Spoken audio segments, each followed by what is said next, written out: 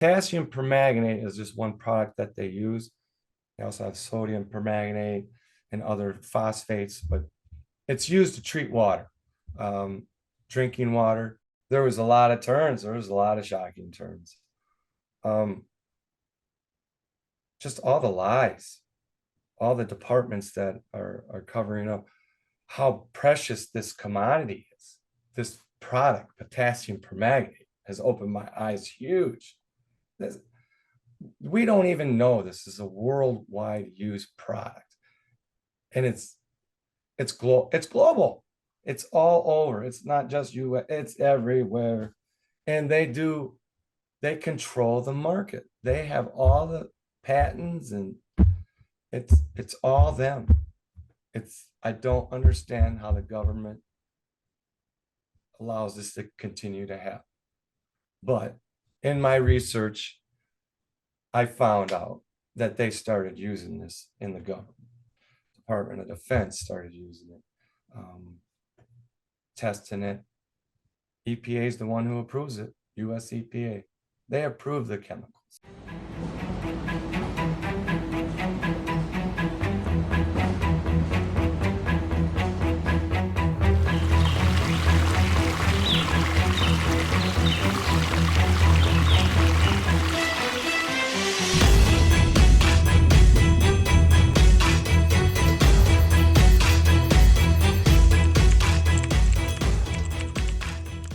My name is Jamie Hicks. You live in LaSalle?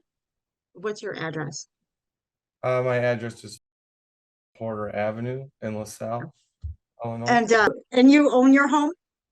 Yes, yes. And how long have you owned your home? A little over 20 years, 23, something like that. 99. You bought your home in 1999.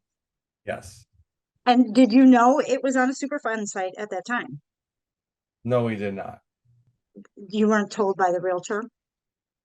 We didn't have a realtor. Actually, our in-laws had lived here 15 years prior, and we bought the house from them, and we've had it appraised. Nobody knew that any of us were on Superfund's cleanup sites. Nobody knew that there was testing going on in the background for years before, you know, we found out. When did you find out? In 2015, actually, the EPA had came up with a town meeting, a public meeting. They held at the high school, the LP auditorium, and they started to tell us about what they were doing and the testing and what they were finding out, like in our soils, cadmium, copper, lead, zinc, manganese, barium. The list goes on and on. They really shocked us. They told us we couldn't eat out of our gardens. So that was the first time we really knew about it. Then they had another meeting in 2017 where they addressed some other issues with, what they were going to do with the cleanup. Then were the only times we ever heard of anything about us even being on a Superfund, or M&H being a Superfund site, or Carus Chemical being part of that Superfund site as well. How far is your home from Carus? I would say I'm about a half mile. I'm like 5-6 blocks straight north of them. And were you concerned at all about them when you moved into your home? Had you thought about living near a chemical company? At that time I was young. I had three little kids. We were starting a family. We were more excited about getting a home, and we thought we were in a good neighborhood, quiet dead end street. And you're working, you're struggling, you're trying to get by, and to buy a home is a big purchase, and it's the American dream. You didn't really think about the plant 6 blocks south of you. I knew it was there. Did I think it was a concern? No. I thought, it's a chemical plant. there's rules and laws and regulations put in place, and they got it. They got it. Whoever's in charge has got it under control. But blindness is dumb. And then that's proven to be in this situation. I was blind to that fact. And so as many others, the local emergency management agencies, the Illinois emergency management agencies. There's many agencies that are set in place to make sure that these things don't happen, that things aren't falling through the cracks, and especially like emergency plans, evacuation plans, in case of the worst, I call worst case scenarios. They never had none of that set in place. You found that out after the fire? Yes. That, Yeah. So how do you feel about those agencies now? Do you feel that they have your best interest? I am so let down by so many people. It's changed my outlook on everything. And then you have like the train derailments in Ohio. And then it's kind of like the same thing that happened here. You know, they're not testing right. They're testing wrong, or things aren't running the way they're supposed to be running. It happens all over the world, unfortunately. And I kind of got sucked into this world here in LaSalle. You've lived in your home since 1999, you said, and Mhm. you're 5 blocks from Carus. Have you ever had any issues with Carus in the past?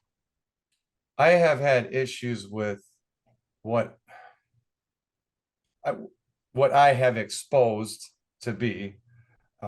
At the time, I did not know. So let's start there. We had a lot of semi-traffic up here. There was an abandoned warehouse behind my home. I live on a dead-end street. This abandoned warehouse sat behind an EPA Superfund cleanup fence site, and the sign said on it, "Keep out Superfund site." This was after the 2015, 2017. They put a fence around all their This is property. the site that you said that is now a Superfund that you went to the meeting for and you found out after you bought your house. Is this, that's where the Yeah, fence is? very Okay. it's the site is so big, it's unbelievable. So these semis would start, and about, I would say about 5 years after I moved in, semis started coming down the road. They were hit and miss. They weren't that often. You didn't think nothing of it. You thought, oh, the company, they're doing what they're supposed to be doing.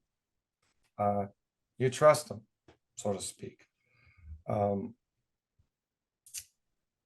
In 2017 or 2016, the traffic started getting more aggressive.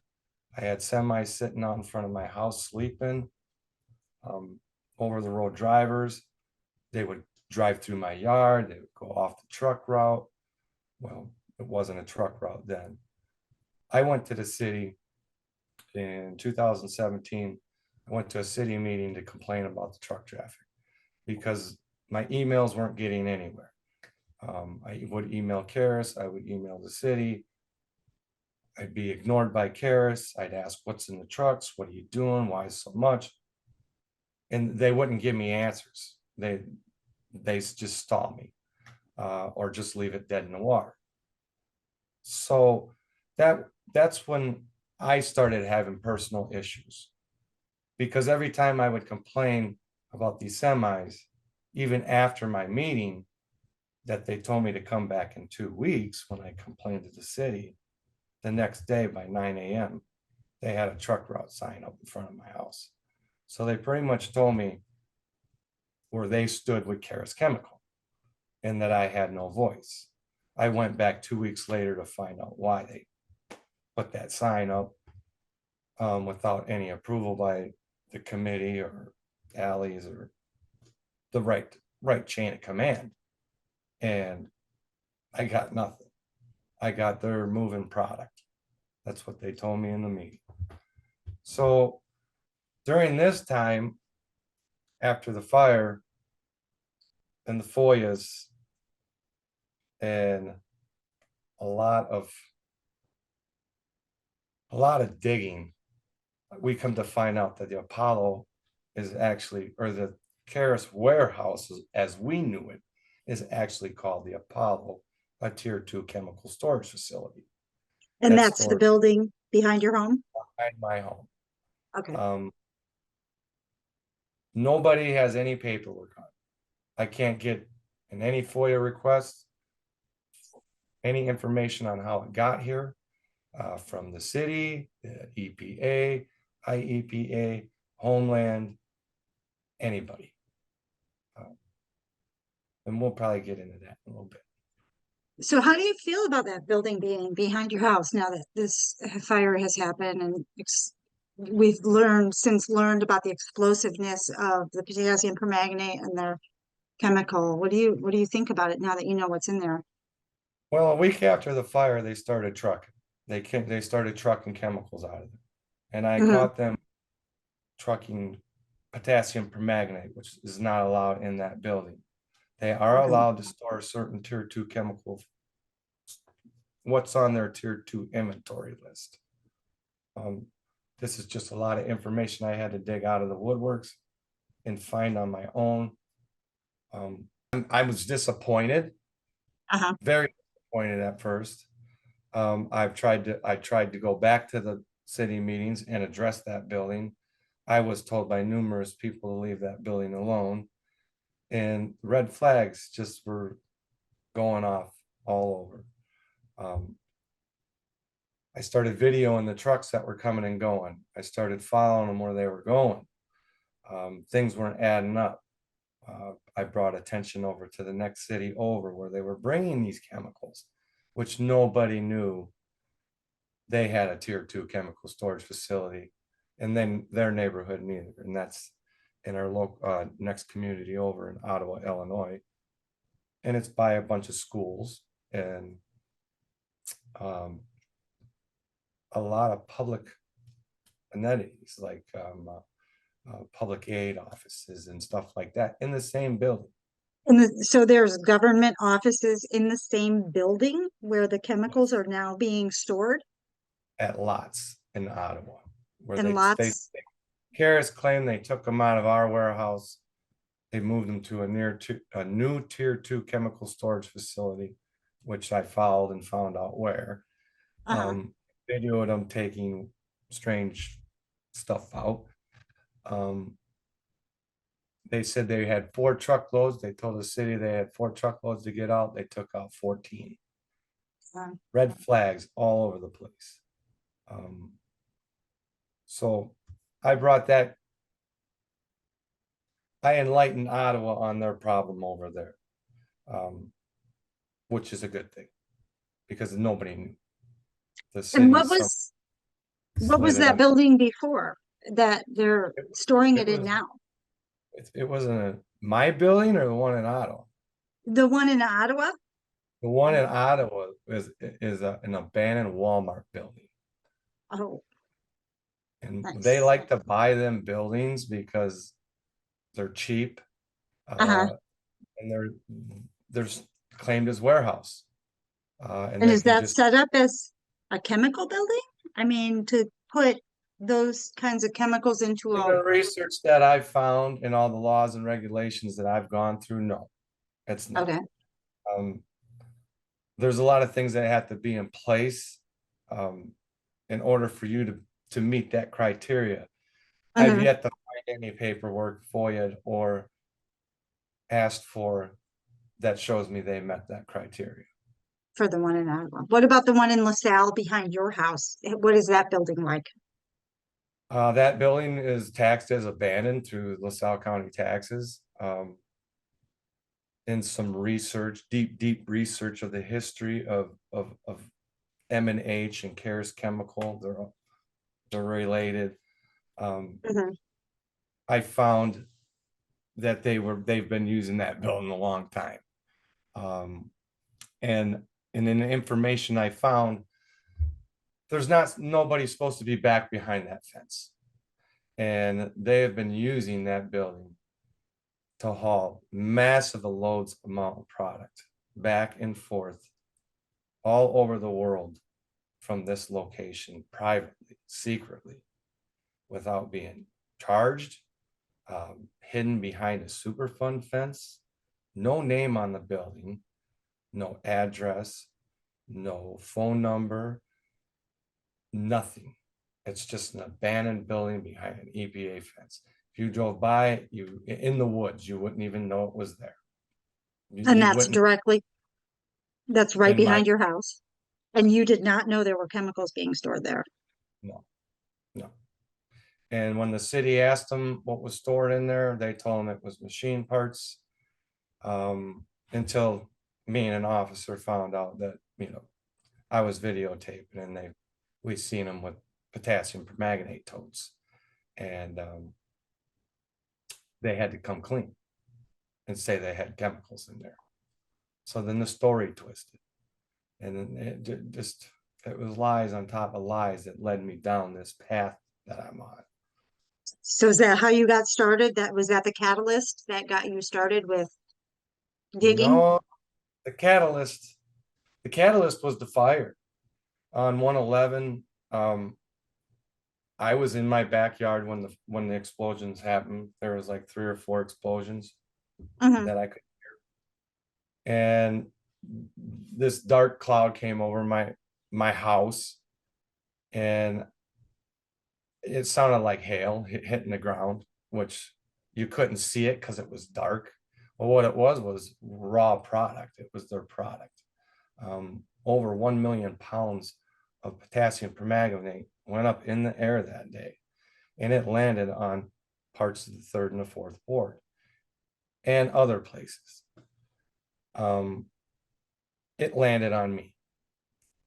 I knew what the product was. I'm trained in hazmat. I've been through like my whole career. I've worked on hazmat scenes, hazmat whopper, OSHA, MSHA. I've been trained in it all. And the first thing is assess the scene. And that's what I did. I went out, I got in my truck. I went to go see what was going on. I thought it was a neighbor's house. I didn't even know this stuff was on me. So this whole time I'm driving 5 blocks down the road, get down there, I noticed it's the chemical plant on fire. So I said, I Was gotta turn back around. Go ahead. was there any alarms? There were no alarms? No, It- didn't hear an alarm, didn't hear a fire siren, didn't hear nothing. But by the okay. time I got down there and I was doing 80, the first fire truck was already set up. So I turned around, I came back home. I said, the first thing came to my mind was call and let them know, because I knew what the product was. Because now after these years, I've subcontracted in the building. So now I'm aware of what they do. I'm aware of what the product is, and I'm aware of their hazards. So I make a call. I call the fire department, or I'm sorry, the police department. I said, I know you're getting a lot of calls. My name's Jamie Hicks. I live at 1409 Porter Avenue. We have raw material, granular material all over my property. What is your protocol? They said, protocol? We don't have a protocol. I said, you have a chemical plant in a residential neighborhood and you got no protocol? I said, well, maybe I should call the health department, because obviously you guys, can you just take my information? She says, call the health department. So I call the health department. Health department puts me on hold, patches me through somebody in charge. I tell them exactly what happened. And it was an hour and 20 minutes later before the city called the shelter in place. So for an hour and 20 minutes, that building burned while they were trying to shut the power down before they could even add water to it, before they decided to call a shelter in place. They did not tell us to shut our air conditioners off or heat at that time. I'm sorry. They did not tell us to, close windows, put stuff under your doors. They didn't tell us anything like that. And the code didn't come over through an emergency alert system. It came over through an alert system the city had that didn't even work with 3/4 of the town. So Did they call, or how did the city notify the residents they what call it a happened? code red.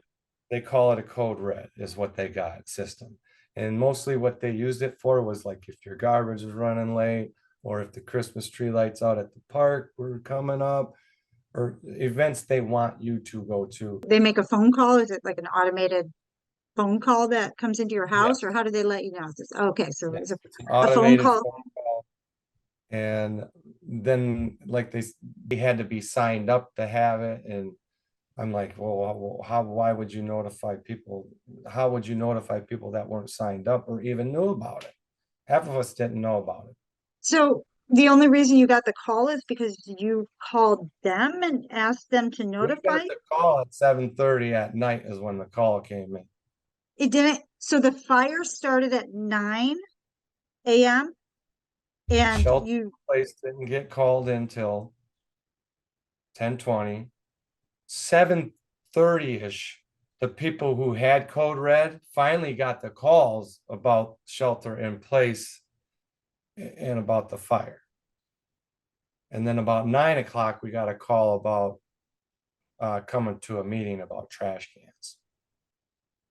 Nothing about the fire. It was weird. So that was wrong. The wrong way to go about it.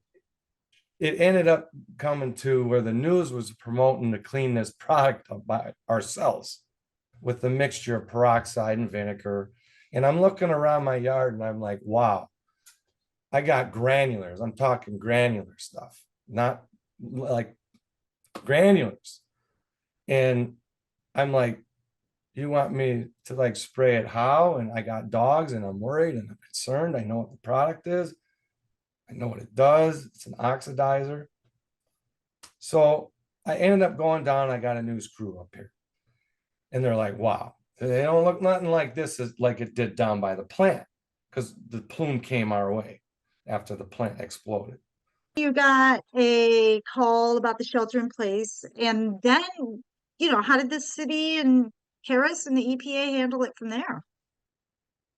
Well, the news crew on it starts out with, on 111 with the news crews and stuff like Okay, that. yep, I keep ended up going. going to a press meeting, and I was listening to what Carus Chemical reps and city reps were saying, and none of it was jiving with me. It was like throw all your rule book, all your training, everything you ever learned, material safety data sheets, how to handle the material. It wasn't handled that way. They played it off like it was safe, and all they deal with is safe products. They don't deal with anything that's harmful. They're good for the environment, and they put it in the drinking water. Everybody was safe. From that point on, well, I got an interview after that because I didn't agree with it. From that point on, I knew red flag. They're trying to cover it up. I can see it. I can read it. I can see it coming. And I'm playing it in my head over and over again. And I'm like, it ain't going to happen. Not on my watch. So I go to the next press release on the second day. I get pushed out by the city police chief. He pushes me out of the building because they don't want me talking, because what I'm talking is the truth. So they try to shut me up. Well, that's when I made my first appearance on Facebook. Never did live videos, never was an advocate, I was an average Joe. I turned wood, I got a Harley, I stayed to myself, leave me alone, I leave you alone. So that's where I was at in my life.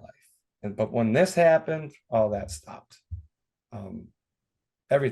My focus went on this 100%.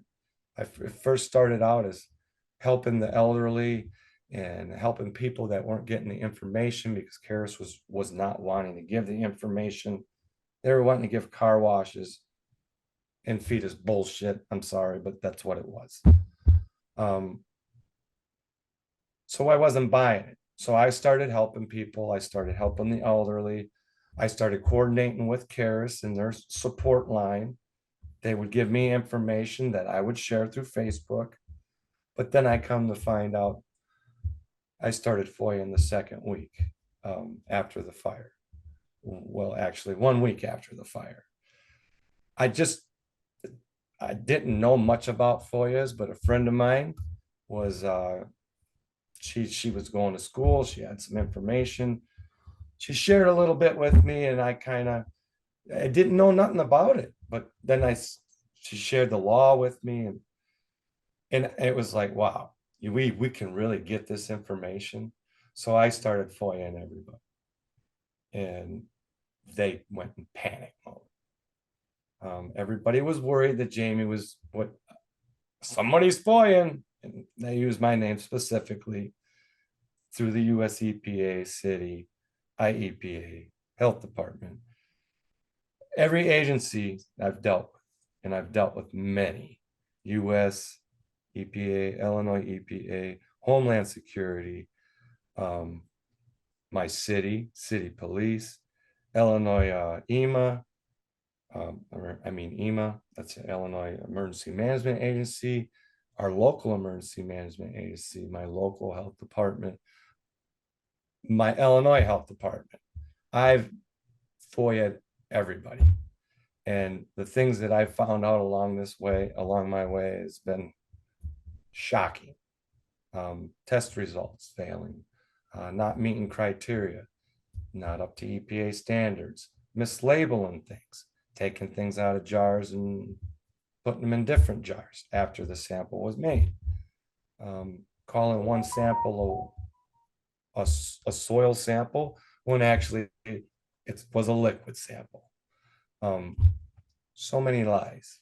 Who said these things? Was it who performed the test and the botch test? And where did you get the Illinois information? EPA is in charge of all the testing on site. Okay. They picked 4 homes, and the 4 homes were only 4 residential homes Mhm. from a fire this big. They tested 4 residential homes, and them homes were the only homes of the people that showed up to that first press release. They were the only homes they tested. If you weren't there and complained and got your name on a list to shut you up, Mhm. you weren't going to get your yard tested. So that means if us 4 people did not show up at that first press release conference, they probably would have tested nobody's stuff. They didn't even test yards around the plant, which is shocking to me. Do you know what was in your yard? Yes. I had my yard sampled by Brownfield, a third-party engineer, the city hired, which was not trustworthy at all. They came and did one sample and sampled just for potassium permanganate, which we already knew was 100% raw product that landed on us that day. They still deny it, but so we had to get them back and take samples for metals because, as we know, there's more than just potassium permanganate that came out of that fire. So he tested it, and then I had tested it through Sierra Club's recommendations, and they both came up below EPA cleanup criteria. But my house was cleaned up in 2020, and now I'm just below superfund cleanup again. I got barium, copper, lead, manganese, cadmium, all the things I had in my yard before the cleanup is back in my yard again. And my yard is not the only one that's been tested, because I've helped numerous people through the Sierra Club get their yards tested and get their own soil sample results. And we're coming up with the same things. But the EPA doesn't want to acknowledge our samples that were taken by the Sierra Club. They don't want to take, I don't know. What did the Sierra Club test? They tested your Sierra soil? Club, They did my soil, and we also did a bunch of, I think we're up to 17 furnace filters. Okay. I tested mine 3 times, once right after the fire with high levels of barium, copper, lead, manganese. It's a big list.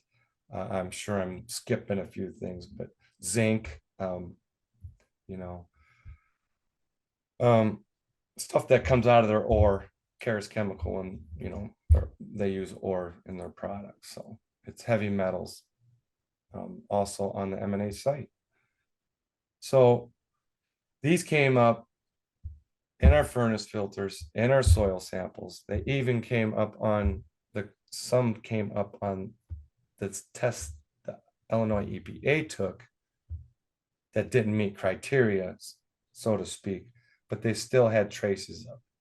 What do you mean Um, by it didn't meet criteria? What does that mean? that means that they didn't follow chain of custody commands, or um, it didn't meet what they're looking for. What in this instance, what they're talking about is the EPA used a 4x4 square, and they put alcohol on it. It's Hmm. just and they came to not on a smooth part of my property. They went to the roughest part, which is my concrete on the city easement, put the Hmm. pad on the ground, and then that's not the right way. Illinois Health Department agrees with that. Sierra Club agrees with that.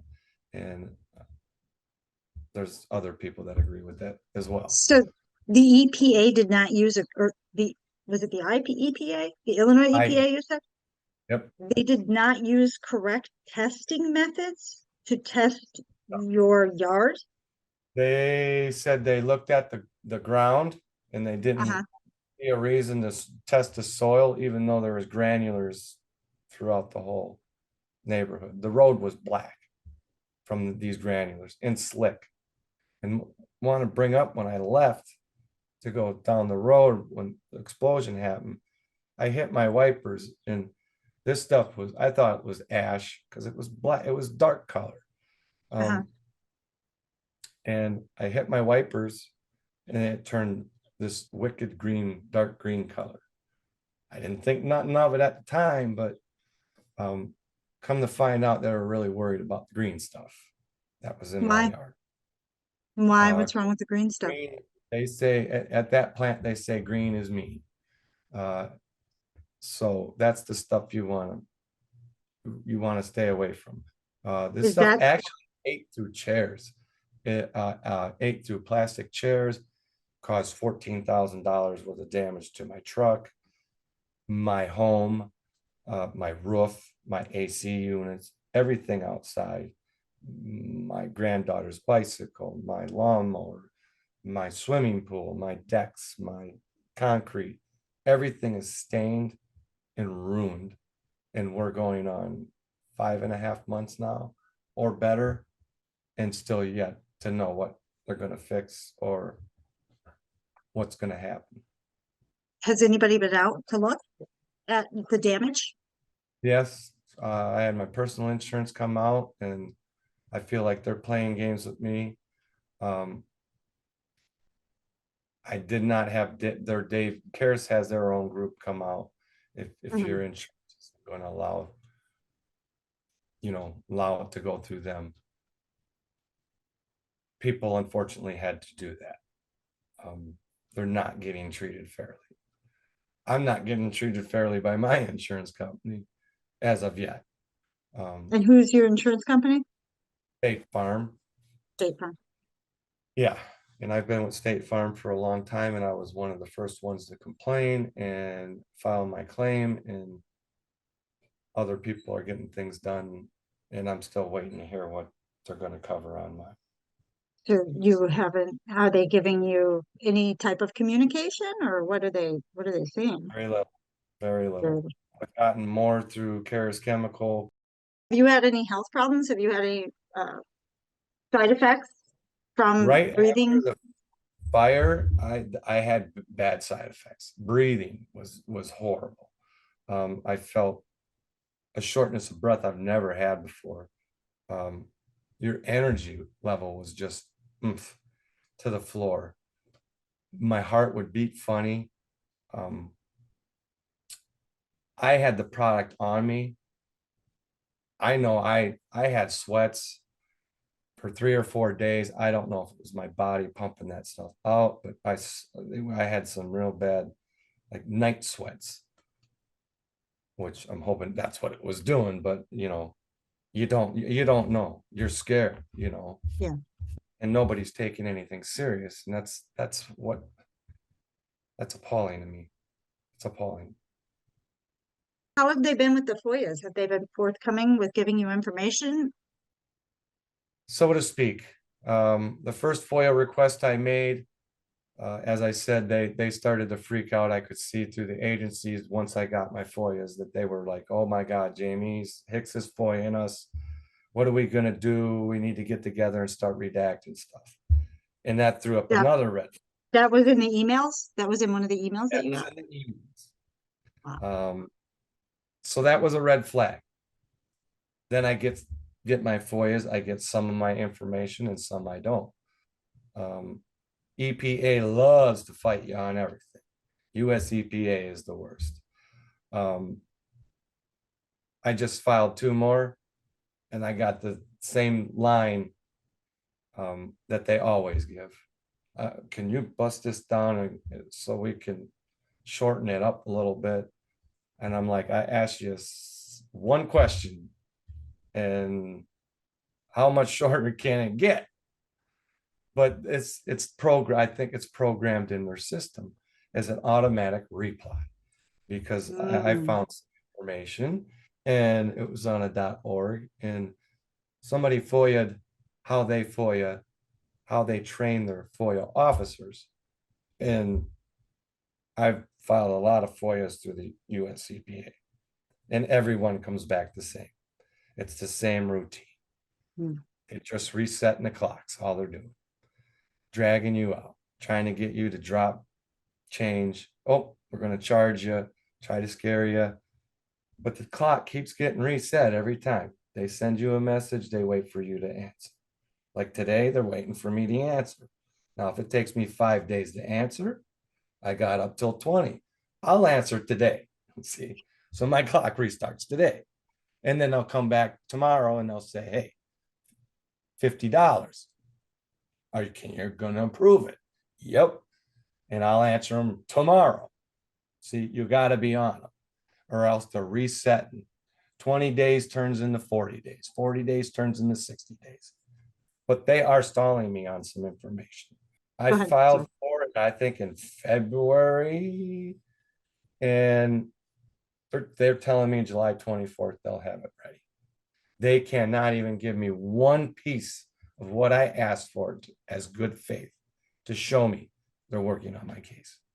Not one piece.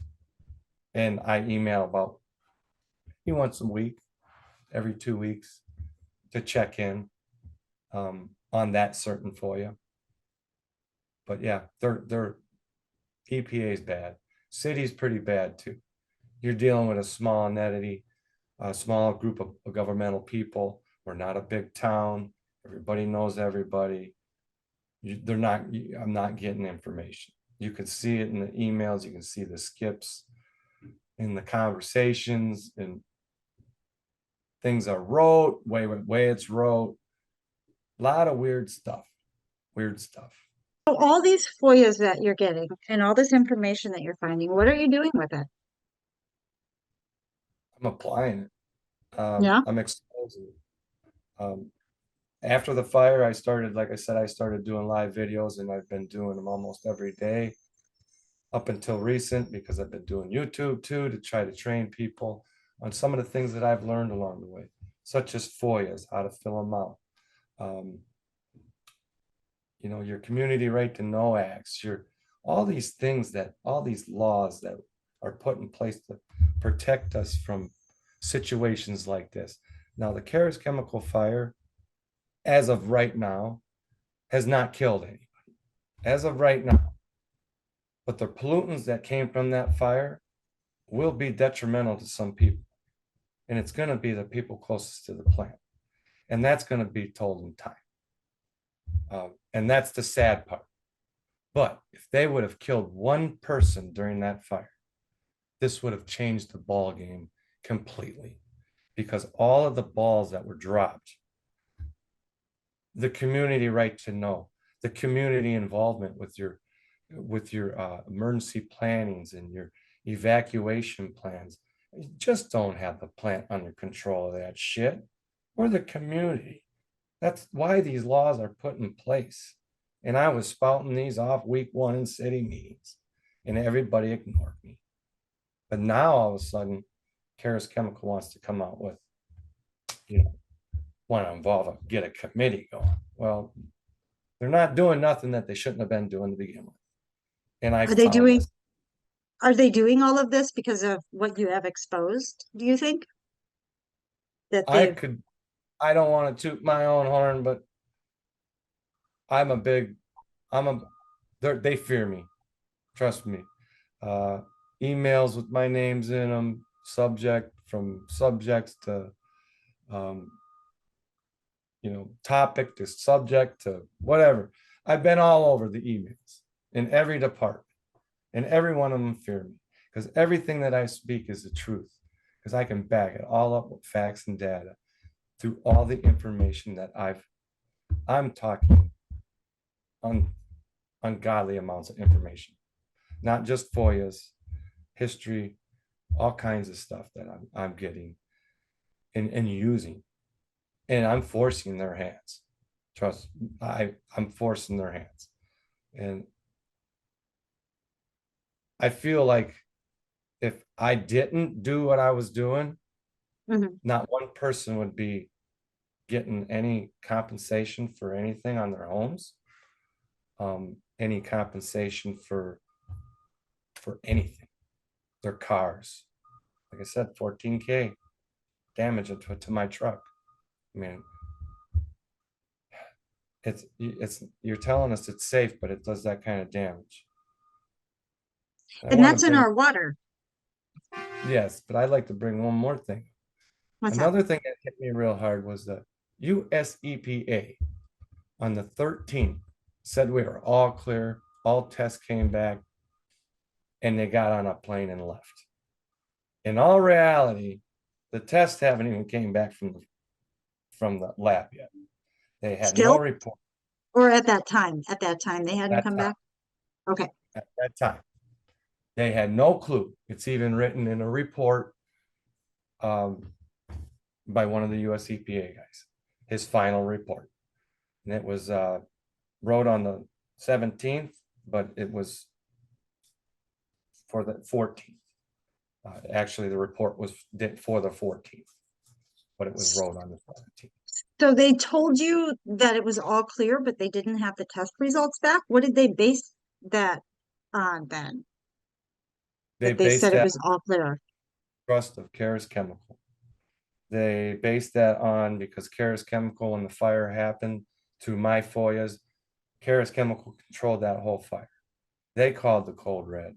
They called the shelter in place. They told the kids to stay in school. They told the kids when to get out of school. They ran the whole thing from the press conferences to everything, and they're still doing it. They got a PR firm they hired, really good one. They tried to tell me they didn't have them no more, but I got information that says they do. It's still the same firm. They're just trying to change the way that they're playing the game. Because it's all it's been this whole time. There's a game to them. And I'm making them pay because I'm not letting up. The Apollo building is getting shut down. The Apollo building, number one, first, nobody in the warehouse behind my home knew what was going on back there. The neighbors and my closest neighbors didn't even know. I exposed that building for what it was. I brought so much attention to it. Now they're forced. I think they're forced to close that building down. They're going to say they're doing it because of the community members. But my EPA paperwork of site evaluation, there's nobody supposed to be back behind that fence. It's contaminated. And it says one guy would come out there from Carus Chemical and check on that building once in a blue moon. It doesn't say he's going to hang out there. It doesn't say we're going to have a trucking firm and a semi route and a chemical factory. So I think that's for me. And that's a huge one. That's There's other great. people in the background that do help, but if I would have shut up, I don't think we'd be where we're at right now. I really don't. Insurance companies wouldn't be out here.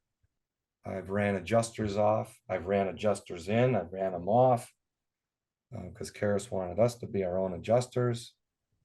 I didn't think that was right for the people that were elderly to climb on their roofs. So then they got adjusters. How did you run them off? What happened? They were very forceful with my daughter. My daughter was going through her own insurance company. And I had dealt with kind of Davies Group in the beginning. They were very rude. I didn't want to deal with them. So I went through my own insurance, just like my daughter. Well, Davies Group called her, told her, somebody will be reaching out to you. A guy with a goofy email named the Flood Guy from Florida or somewhere called her or messaged her, said he was from some other state, that he would be coming in and he's going to come by her house. She says, well, I ain't going to be home and I don't know why you need to be here. The letter right here says my insurance company I don't need you to come. Mm-hmm. They were very persistent. My daughter asked for proof of being permitted in the state of Illinois to be, an adjuster, or at least the firm, be permitted through the city, which I was in contact with Bob Thompson. He's one of our aldermen who's been helping me and knows a lot about insurance. So I called the lady. The lady was very ignorant with me. She told me, what the hell does it matter if we're licensed or in the state of Illinois? She said, if they don't come, then later on in mitigation, they ain't paying nothing to their insurance company. I said, that's not my problem. That's for you and the insurance company. She's trying to trick me into getting them over to her house. So I had to tell them, there's two choices. There's two things that can happen. You're going to show up, I'm going to call the cops, or you're going to show up and I'm going to kick your ass. You're not going to my daughter's house. Not happening. So that day he was supposed to show up. I caught him around the corner at my friend's house. And I went up and I asked the man if he could show me any identification and proof of who he was. And he kind of got ignorant with me. So I went back. I called Bob Thompson, my third ward or the second ward alderman. Or he's an alderman. The numbers, he's not mine. But anyway, I got a hold of him. He called the police and the police came up and that guy never came back. The first guy that came in didn't have a ladder. So I jumped his ass because they weren't looking at roofs. What adjuster don't look at roofs or gutters, This product eats aluminum, loves aluminum. No ladder. Well, he came back 3 days later with a brand new ladder. But after that, he never showed back up. Carus is fearful of me. They don't want to talk to me in any way, shape, or form. What they did was after the fire is they went out and they assessed the damage. Like a fire department, what a fire department does is they would go around and assess the damage. Like if a semi rolled over or something blew up, EPA, somebody like that assesses the damage. Carus Chemical reps came out, 2 homes, and convinced people that all the granular stuff on their property was safe and okay, even though their animals were throwing up, even though their kids were having heart problems and breathing problems. they're like it, playing it off like, well, you're not a vet, you're not a doctor. And this Mm, just can't be coincidence. But yes, it can be because you're not a vet or a doctor neither. But they went out and to insure people, just like they did with the city and everybody else during the fire. did they, Reassure them that everything is safe. okay, and they were sales. Did they identify themselves as being with Karis, or did they pretend to be with? No, they, as far as I know, they knew they were CARUS employees because Okay, okay, they would say, some would say that they're either sales department or sales reps. Well, you know what okay. sales reps do? They con you Yep, to buy shit. right. I mean, what better person to come out to reinsure you? And some chemists, because I'm sure that they wanted to get their own little samples. You know what I'm saying?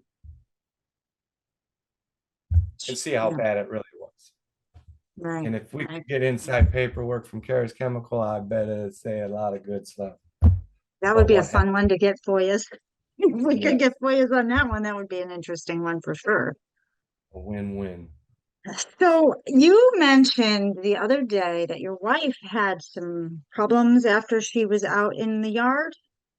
Yep. She was What out, what happened?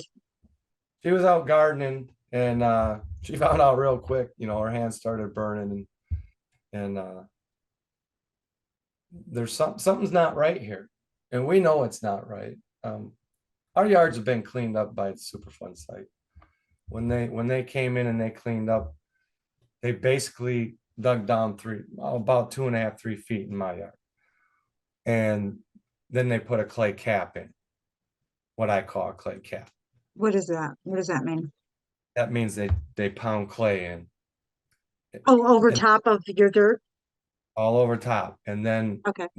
at that 2 foot down layer, and then they build it up with clay, compact it, every layer. Then they come in and they spread a little bit of black dirt, and then they throw sod on it. I have yet to see my yard look like a golf course. Um, it's the grass won't grow because it won't get through the clay. There's not enough black dirt. Um, the water don't drain, and everybody's got the same issues. You You had could, good soil up there. oh, And my yard was beautiful. The grass was, and now it's, I I I feel like I'm in Florida, to be honest with you. I because it's not walked my growing. front yard and it was like, put my shoes off, it was like stepping on needles. It's it's that bad. Mm. And I've yet to cut it. I'm just letting it grow because I'm proving a point. So with your wife, did those, you said her hands had rashes, did you say? Yeah, On it? she started to get rashes and she could feel it burning. And did She that knew go away quickly or what happened? not too quickly. She came in and washed her hands. She knew right away that put some gloves on. Yeah, Because you take for granted, that you're in your you think take for granted you're safe. right. And you take for granted what people tell you sometimes too. But not all the time. Everything's So not true. you've kind of become a local celebrity. What do you think about that? Celebrity. I don't know if I like that words. You even have a an ordinance that was passed on your Oh behalf yeah, from yep, yep. It's they should have named it after me. It was to keep me quiet. They didn't want my bluntness and my truthfulness on what's been going on in this city coming out in their meetings, so they had to make an ordinance to shut me down. because you were talking at the city meetings. Oh yeah, I've been going to every city meeting since the fire. I've been advocating for people to show up, and I've had people. We started out with 20, and then it was 30, and we had over 50 people coming to the meetings. And then the mayor kind of like told us he ain't got nothing more for us and kicked us out of talking about fire stuff. But that doesn't mean you still can't go to the meetings. So what are your what's next? What are you going to do next? How are you going to proceed from here? I'm going to keep doing what I'm doing.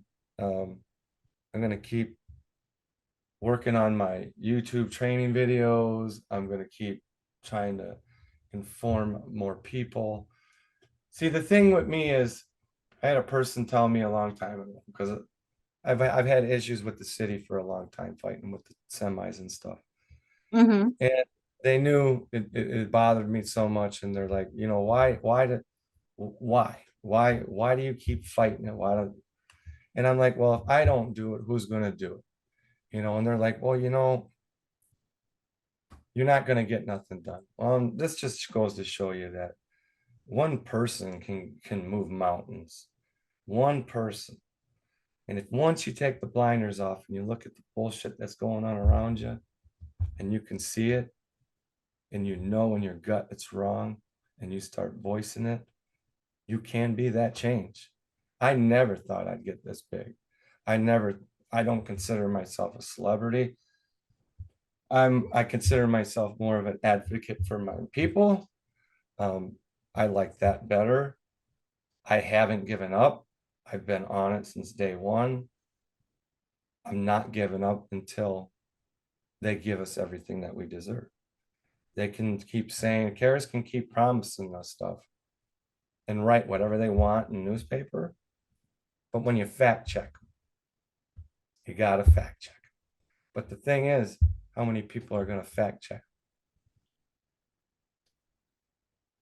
20%. So 80% are going to believe that bullshit they're feeding, that they're DOT compliant, that they're following the rules and regulations. You know, they told us they didn't have to give us emergency plans about a month ago. Told us that was just for the city. And now they're coming out saying, sorry, we didn't have any. That's huge. They're not saying it like that, but in a roundabout way, you know, because of me. And that's huge. It's huge. So what do you hope comes from this? I hope they tighten restrictions. I hope Carus Chemicals knows I'm not gonna let them get away with shit no more like they used to. EPA, you're not gonna get away with this shit laxing on them. IEPA, our Illinois Emergency Management, our local fire departments, all these agencies are not going to fail us again, because I've enlightened them. A lot of people's failed us. We've had COVID, where a lot of the EPA people got sent to their desk at home. Are they giving us 100%? Are you listening to the people, not, you know, the company? And that's what they do. They listen to the company.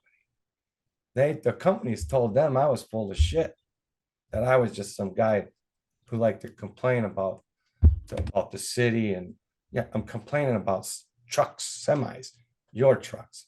But they tell the EPA that to try to take my credit down. And then the EPA don't even, they follow right along with them. You know, instead of trusting the company, they need to not trust the company so much. I don't know if people know this or not, but when they have emission violations, there's not a magic hotline that goes to the EPA that says, hey, something went wrong over here. No. Carus Chemical or whatever corporation, chemical company, they report them emissions. They report how much they lost. They come up with the mathematical figure. And how they do that and get away with it, I don't know, because it's always under a certain number. So CARUS is self-reporting to the EPA, and the Yes. EPA is not checking? Not really, no. What they'll do is they'll tell them, well, you know, CARUS will say, oh, a filter had a tear in it. And it'll be somebody who put the filter in, tore it. But then they'll say, well, you know, manufacturer defect. We're going to go ahead and retrain everybody. La da da. Or a filter sock came off, and then that lets it's not getting filtered. They'll retrain them. Or the smokestack, the sensors haven't been calibrated in forever because EPA don't check on them. They don't spot check. Fix them. We'll give you this much time. So you can just let emissions go for this much time until you fix it? Wrong. That needs to change. Legislation, state laws, government laws. This whole system needs to change. And if I can make change in this little community, that's big. Because we're not just talking, we're talking about LaSalle County. I can guarantee you I've opened the eyes up to them all. Every chemical plant around here is, I bet, crossing their eyes or dotting their I's and crossing their T's right now. You have a lot of them there, too, don't you? We A have lot of yes, in my town and next towns and next towns. Yes, there's a lot of chemical we're companies. surrounded by them. And again, we're considered the poor community. 59% actually. I think we are over here.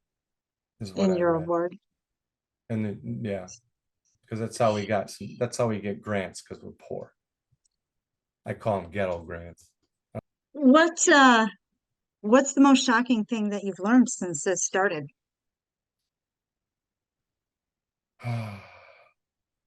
The most shocking, and there was a lot of turns. There was a lot of shocking turns.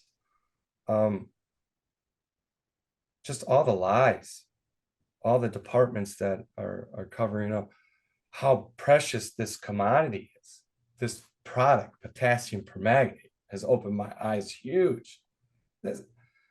We don't even know this is a worldwide used product, and it's global. It's all over. It's not just US, it's everywhere. And they control the market. They have all the patents, and it's all them. I don't understand how the government allows this to continue to happen. But in my research, I found out that they started using this in the government. Department of Defense started using it, testing it. EPA is the one who approves it, US EPA. They approve the chemicals. I don't know if people knew that neither. And what is it used for? Potassium permanganate is just one product that they use. They also have sodium permanganate and other phosphates, but it's used to treat water, drinking water, sewage treatment water, any place that's dealing with a lot of bacteria. You're trying to control a scent, a smell. It helps with that. They claim it's in air filters and stuff like that, but I've never seen the information on any of that stuff, you know, that their products that they use for air, cleaning the air, masks, stuff like that.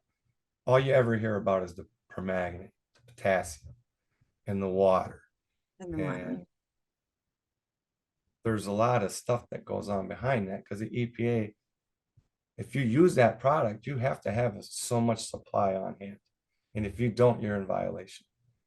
So then now they had to have these emergency procurements, which is money set aside just in case the price, because, you know, CARUS controls the market. They can't get the ore. That's an excuse. The price goes up. Fire, price goes up. COVID, price goes up. There's a pattern, and I can track it. So they have this procurement where they can go in, and like Chicago will have $1 million in this fund. So when CARUS raises their prices, or they need the supply, that money's there. And then they make sure to whittle it down to like the last dollar. Somehow, some way. in every procurement I've read. And it's not just Chicago, it's everywhere. Because this product is so vital to us. It takes heavy metals out of the water. Your leads, you know, like you have the way I look at it is a lot of cities have old piping. So they have Mhm. lead pipe that comes off of their line to your Yeah. home, and you expose yourself to lead that way. They Uh-huh. also have buildup inside the cast iron pipe of manganese and sulfur, and you know, just it's hard water mineral, it's mineral deposits. Uh-huh. So what they're doing is they're injecting this into the system in order to to keep them impurities out of your water. Somehow it goes into it, it attaches to it. Way I seen it is like it scales this inside of the pipe, coats it, clings onto the metals, puts a protective barrier on it. But I've also seen where chunks of that stuff come off and can be very hazardous. Chunks of the pipe or chunks of the, Of the mineral deposit in the pipe with the product that's on it, that's coated on it. do we know when they started using it in our water? Any idea? It Have dates you found back. that? They have been using permanganate's been dated back to the World War II. I mean, they they've been using, they're the inventors. They're the ones who brought it to the US. Yeah. They're the ones who masterfied the process to get as much quantity as they can. It's all about quantity, you know, how much product can we make? Right. And that's what all their improvements have been with their facility throughout the years. They just did a Increase. $20 million addition before the fire, which was huge. But now they're getting all the goodies fixed, all the everything. So of course they're going to want to put an air monitor up north because they know they're not going to be able to admit, and if they do, they're going to know it, and that's good. That's a win for us, but they're the ones paying for it. If they pay for it and it gets put up, that's another thing. See, they promise a lot of things, but I'm half glass guy, you know, half empty. Until you Even when, do you prove it to me, you know, your words, you've just been giving us words this whole time. what would you say to others in similar situations in other communities that are facing chemical companies that have polluted their town and maybe aren't being forthcoming like Carus has been? You need to be active. You need to be active. Um, and you need to be persistent. Uh, there's laws put in place for everybody. You just have to make sure they're enforcing them. And sometimes that's hard to do. I've been pushing 5.5 months so far, and yet nobody is to be held accountable for any of the things that went wrong during this fire Hmm. because there's so many agencies that failed us. So my thing is, if you know something's wrong, you need to say something. And if you get stopped at the first roadblock, you go through it and you keep going up that chain, because that's what I always do. If I can't get it from you, I'm going somewhere else. And I keep climbing the chain till I get that right person to give me what I'm looking for. And Freedom of Information Act is the most powerful tool a person can have, because there's so much information that goes between your city permit wise. The plants don't run without the city. They run on permits. City can shut them down anytime. So the city knows what's going on in them plants, but they need to know what's going on in them plants instead of thinking the plant's got it under control. But them FOIAs between them two, useful information. If you want to know anything about a chemical plant, and then start hitting the EPA up, and then see where the EPA leads you. IEPA, hit them up. whatever you're looking for. Have your dates. You know, you got to have all your information, as much as you possibly can, and don't give up. I mean, that's just it. I've wanted to throw in the towel, I don't know how many times, you know, because this is stressful. I've read more stuff now than I have in my entire life, but I'm educating my mind and about my surroundings.